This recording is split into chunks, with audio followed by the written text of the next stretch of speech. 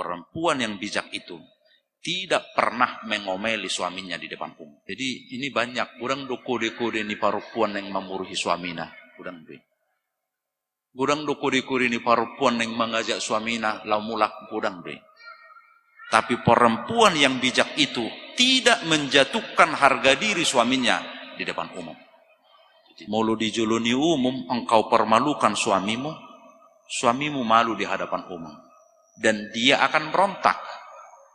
Alai moloholak kamu na dua muruk koto suamimu, ditarik kau pinggol naik, dan dia tidak akan berontak. Maka pastikan harga diri suami Anda.